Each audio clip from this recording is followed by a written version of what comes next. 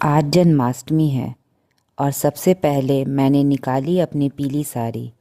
कहते हैं पीला रंग कान्हा को बहुत प्रिय है, तो सोचा आज मैं भी यशोदा माँ बन जाऊं। जैसे यशोदा मैया ने अपने लल्ला को गोद में खिलाया था, वैसे ही आज मैं अपने कान्हा को भोग लगाऊंगी। ये माखन, ये मिश्री, ये धनिया की पंजीरी, सब कुछ अपने लल्ला के चरणों में अर्पित कर रही हूँ। आज का हर पकवान, हर रंग, हर सुगंध मेरे मन की भक्ति और ममता से भरपूर है। कन्हैया, आज तू आएगा ना इस भोग को स्वीकार करने? तेरी मुस्कान ही मेरी सबसे बड़ी पूजा है। तो सबसे पहले मैंने अपने कन्हैया को बड़े प्यार से सजाया, मोतियों की माला पहनाई, सिर पर मोर पंख सजाया और फिर अपने छोटे से लल्ला को सुंदर सी वस्त्र पहनाए, जैसे सच में यशोदा माँ अपने नन्हे श्याम को संवार रही हो।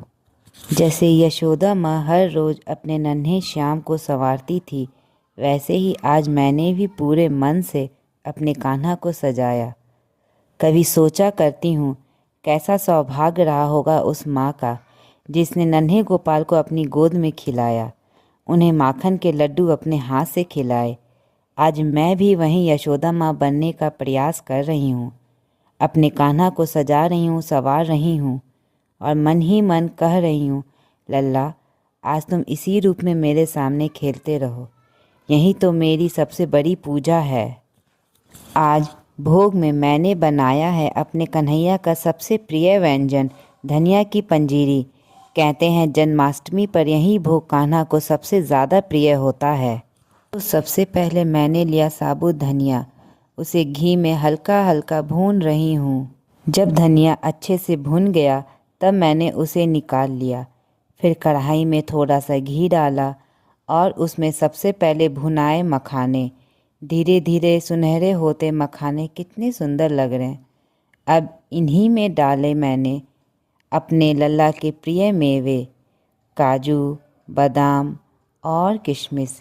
घी की खुशबू के साथ ये सब भूनते हुए जैसे कन्हा के भोग और भी विशेष बन रहे हैं। बारी है नारियल के बुरादे की। थोड़ा सा घी डालकर मैंने इसे भी हल्का हल्का भून लिया। जैसे ही नारियल भूनने लगा, इसकी मिठास भरी खुशबू पूरे घर में मानो फैल सी गई। सच कहूँ तो इस पल ऐसा लगता है मानो पूरे घर ही मंदिर बन गया हो। हर तरफ बस घी, मेवे और नारियल की दिव्य सुगंध फैल गई है और इसी सुगंध के बीच मैं अपने लल्ला के लिए ये भोग तैयार कर रही हूँ। जब धनिया अच्छे से ठंडा हो गया तब मैंने इसे मोटा मोटा कूट लिया। इससे इसका स्वाद और भी अच्छा आ जाता है। अब ये तैयार है बाकी सारे भुने हुए मेवे और नारियल के साथ मिलने के लिए। अब मैंने सारे भुने हुए मेवे, नारियल और धनिया को एक साथ मिला लिया।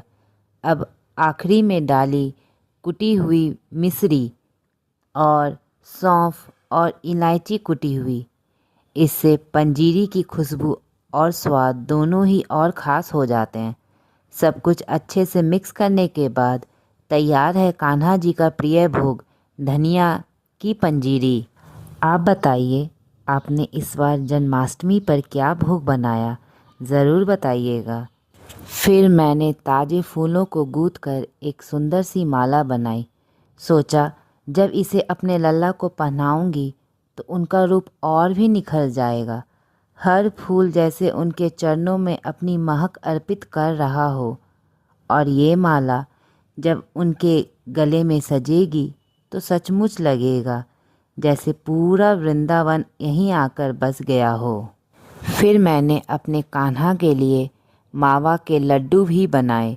नरम नरम घी और मेवे से सजे ये लड्डू जब थाल में रखे तो सचमुच भोग की रौनक ही बढ़ गई, क्योंकि कहते हैं कान्हा जी को लड्डू भी बहुत प्रिय है। तो देखिए, ये रहे हमारे कान्हा जी का जन्माष्टमी स्पेशल भोग, धनिए की पंजीरी, मावा के लड्डू और फूलों की माला के साथ।